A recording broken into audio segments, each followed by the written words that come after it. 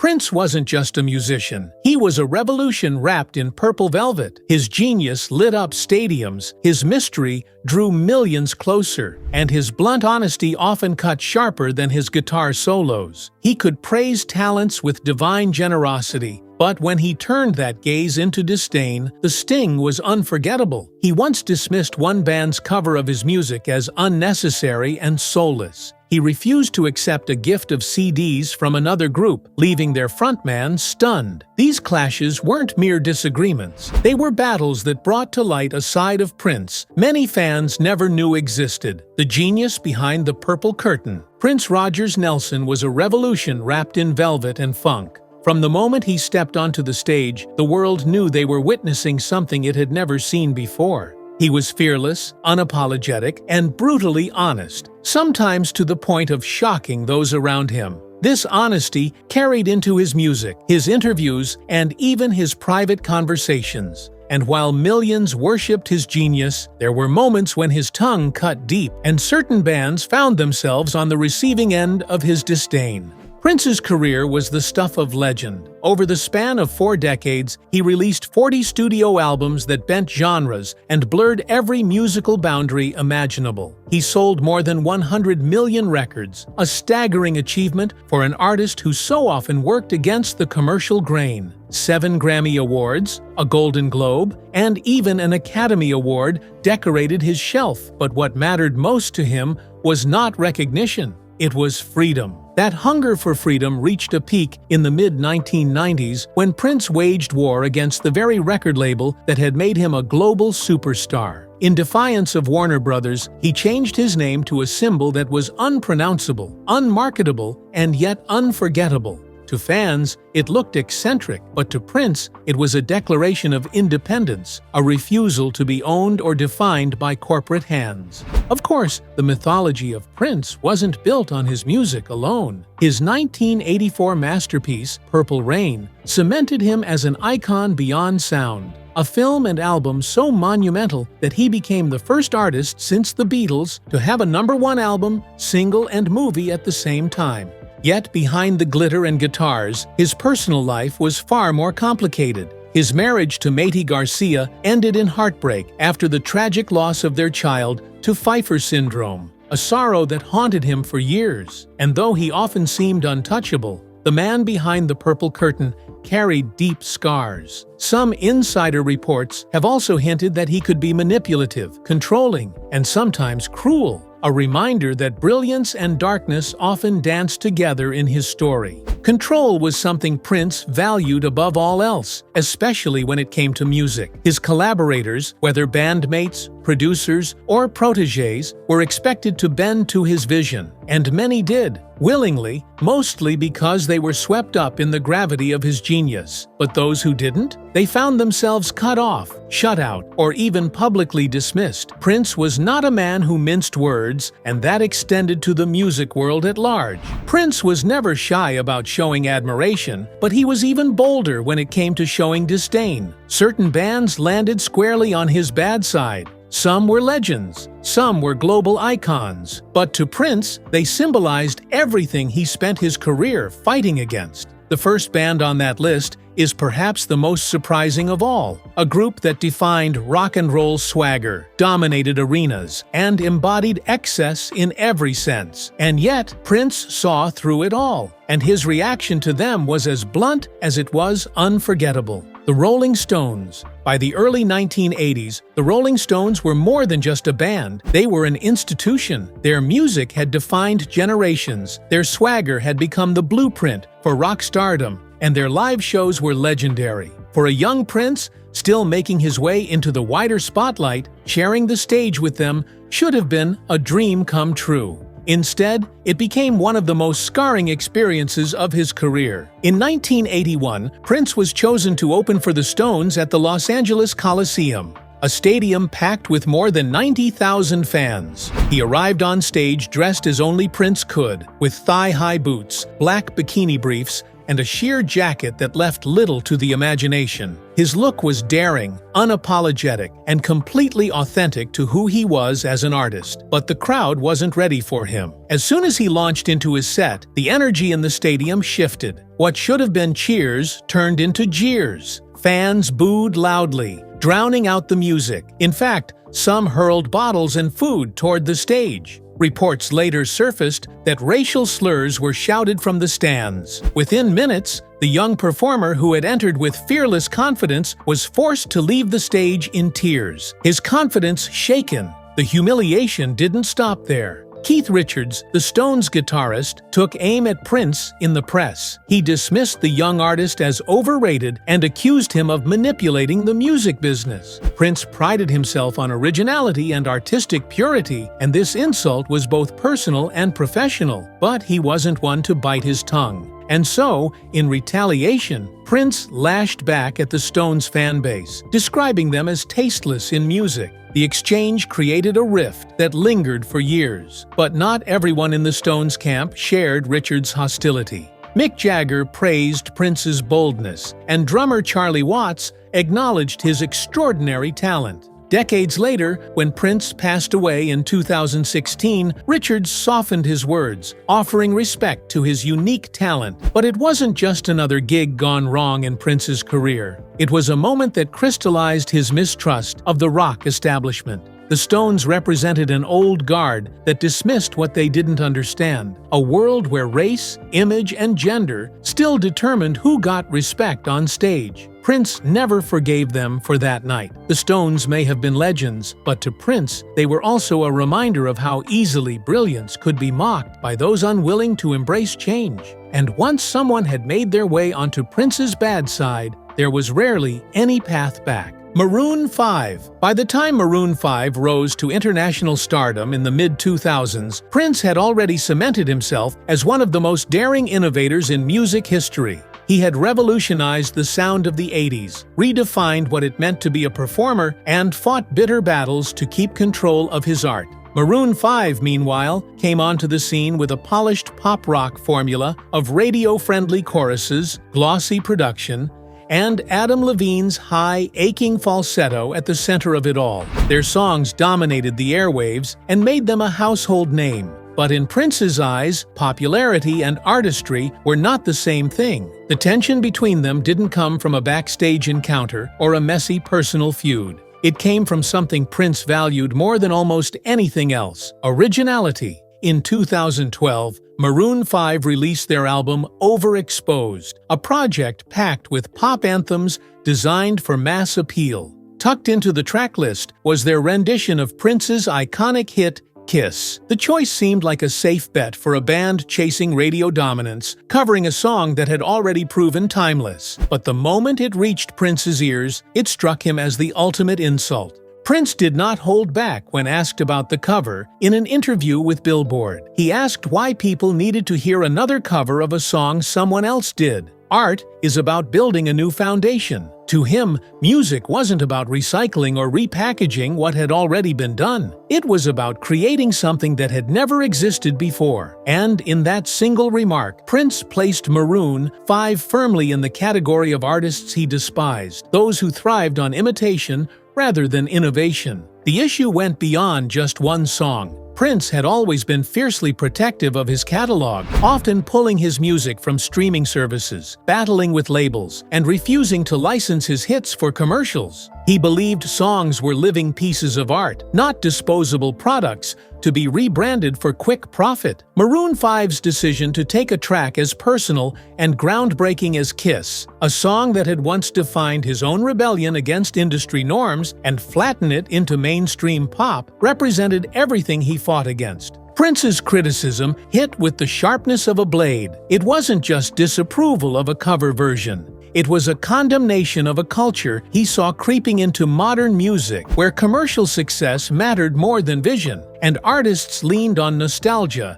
instead of daring to carve out something new. In Prince's world, a cover could only work if it transformed the original into something unrecognizable, a radical reinterpretation that added meaning. To him, Maroon 5's version was little more than mimicry. The band never publicly responded, and perhaps wisely so. Levine and his bandmates carried on with their career largely unaffected, releasing more chart-topping singles and securing a long-term place in pop culture. But within Prince's orbit, the damage was done. Even years later, discussion threads and forums still flare up with debate about the cover, with hardcore Prince followers dismissing it as soulless or karaoke with a budget. The cover may not have ended Maroon 5's career or slowed their momentum, but it cemented their place in Prince's quiet blacklist of bands he despised. To him, they represented everything wrong with the music industry's obsession with safety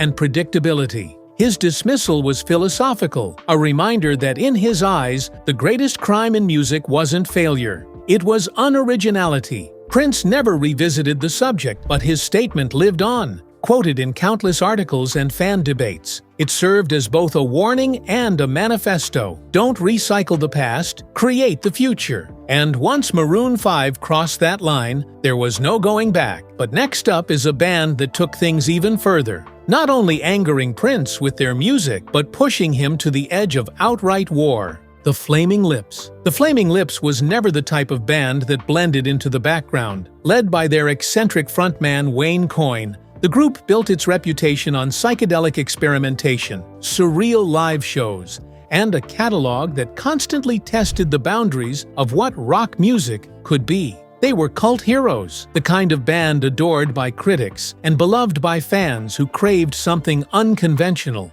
They weren't chasing radio hits or commercial safety nets. They thrived on weirdness, and in that strangeness, they believed themselves to be part of the same fearless tradition that Prince embodied. Yet the encounter between the Flaming Lips and Prince revealed just how different their worlds truly were. In 2006, at the Brit Awards, Coyne saw an opportunity he couldn't resist. Prince was performing that night, and Coyne wanted to make sure the Purple One knew who they were. Instead of a handshake or a word of admiration, Coyne handed Prince's bodyguard a stack of Flaming Lips CDs, a physical introduction to the band's art. It wasn't unusual for smaller or experimental acts to seek validation from icons. In fact, many artists saw it as a rite of passage, but Prince was not like most artists, and his response would make that painfully clear.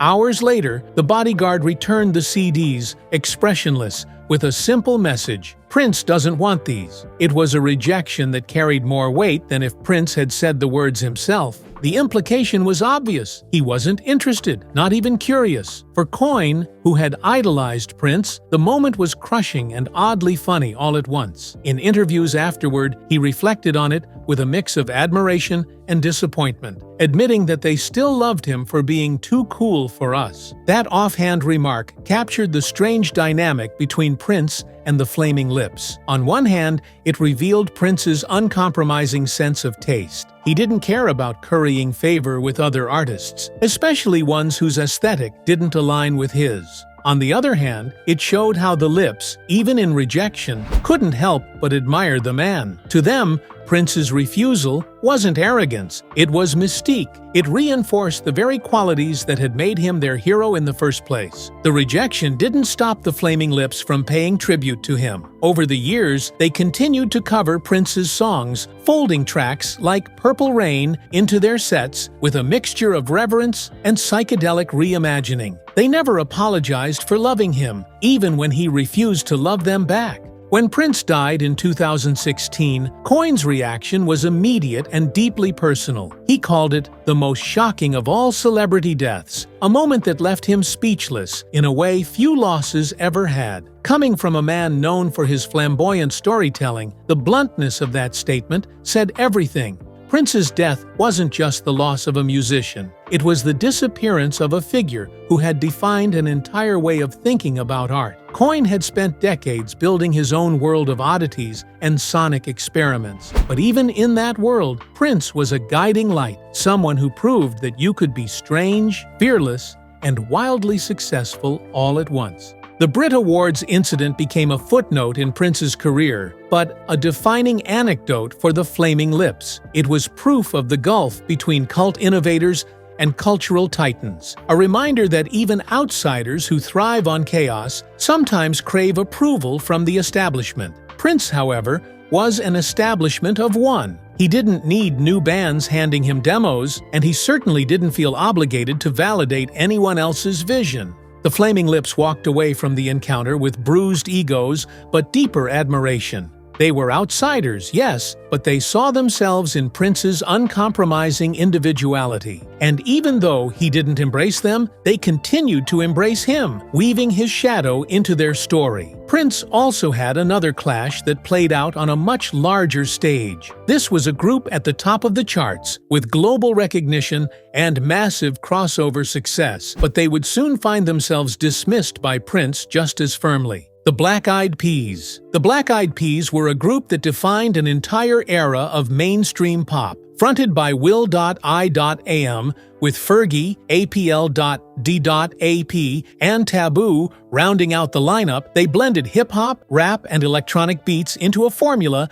that dominated radio in the 2000s. Their songs were cultural moments, played at clubs, parties, and weddings all over the world. The Peas became global superstars, selling millions of records and shaping the sound of pop music at the turn of the millennium. But as their popularity soared, not everyone was impressed. Prince, a man who believed that music should always carry soul, risk, and authenticity, looked at the Black Eyed Peas with skepticism. Their slick production, heavy reliance on electronic beats, and commercially polished sound represented to him the opposite of what music was supposed to be. Where Prince fused funk, rock, rhythm and blues, and electronic elements with raw intensity, the Peas were creating stadium-ready anthems designed to top charts. To fans, that wasn't inherently bad. In fact, it was the very definition of success. But to Prince, it was soulless. An anecdote that highlights just how wide the gulf was between Prince and the Peas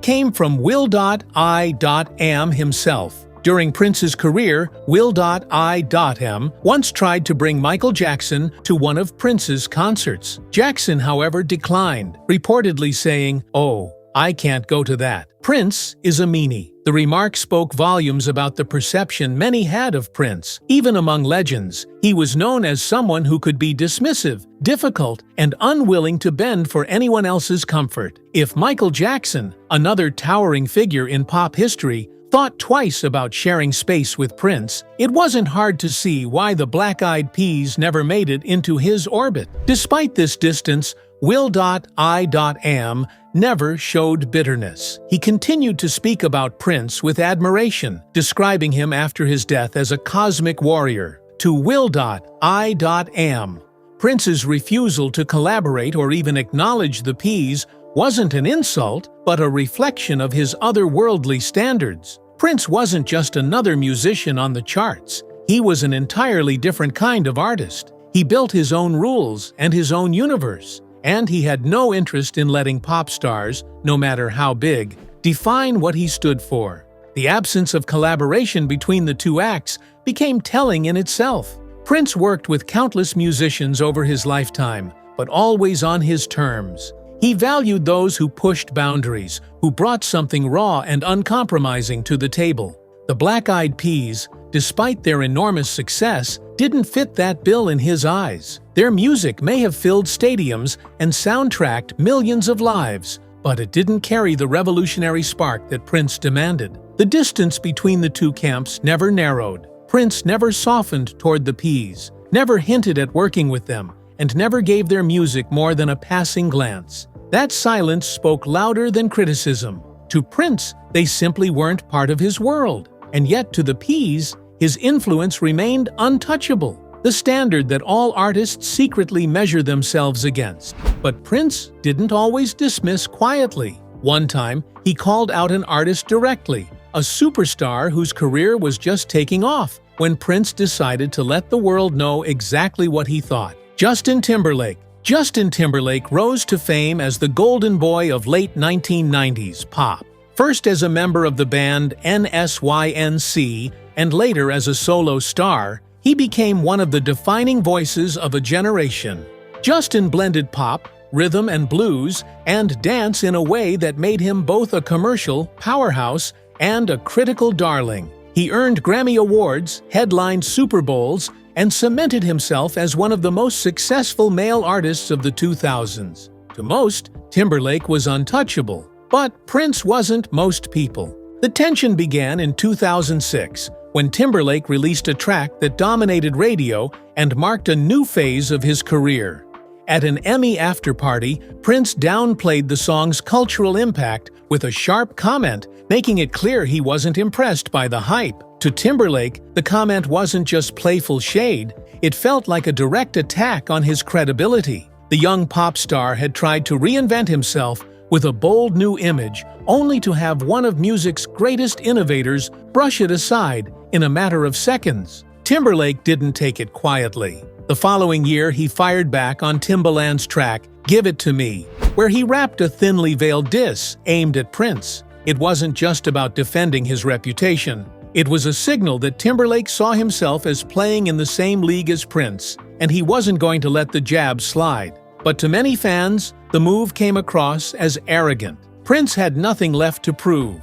Timberlake, on the other hand, was still carving out his legacy. The feud didn't stop there. In 2007, when Timberlake accepted a Golden Globe on Prince's behalf, he crouched down dramatically at the microphone, mocking Prince's famously short stature. The moment drew laughter from the audience, but left others cringing. It was one thing to trade barbs in songs, but it was another to humiliate a legend on live television. To Prince, who valued respect and artistry above all else, Timberlake's antics only reinforced the sense that his ego had outgrown his artistry. Reports from those close to Prince suggested he was unimpressed with Timberlake's music. He saw it as polished and derivative, built on the shoulders of artists who had truly innovated. Prince had always believed in breaking boundaries, and in his eyes, Timberlake wasn't pushing music forward. He was repackaging the past for a new generation. Years later, after Prince's death in 2016, Timberlake found himself in a complicated position. He had spent years trading shots with one of his heroes, and now that Prince was gone, there was no chance for reconciliation. In 2018, Timberlake headlined the Super Bowl halftime show, and as part of his performance, he included a tribute to Prince with a rendition of I Would Die For You. The tribute was intended as a gesture of respect, but it sparked immediate backlash. The controversy stemmed from Prince's well-known opposition to hologram performances. He had once called the idea the most demonic thing imaginable. Rumors swirled that Timberlake had planned to use a hologram of Prince during the show, and while he ultimately chose a projection instead, the outrage was already in motion. Many fans saw the tribute as tone-deaf, a violation of Prince's wishes, and an attempt to capitalize on his legacy rather than honor it. Timberlake defended himself, insisting the performance came from a place of love. He revealed that he had consulted Questlove, a lifelong Prince devotee, to make sure the tribute was appropriate. In interviews, he described Prince as a legendary musician and someone who had shaped his own understanding of artistry. But for many, the damage had already been done. And if Timberlake represented the new wave of polished pop stardom, the final name on Prince's alleged list took things in an entirely different direction. This was no slick, radio-friendly superstar. This was a funk rival, a man whose rivalry with Prince went beyond music and into a battle of egos, excess, and pure attitude. Rick James. Rick James wasn't just a funk star. He was a force of nature. With his braids, leather outfits, and outrageous persona, he built an empire on unapologetic excess. He pioneered what he called punk funk, a blend of raw attitude, heavy bass, and sexuality that was impossible to ignore. In 1980, Prince landed the opening slot on James's Fire It Up tour.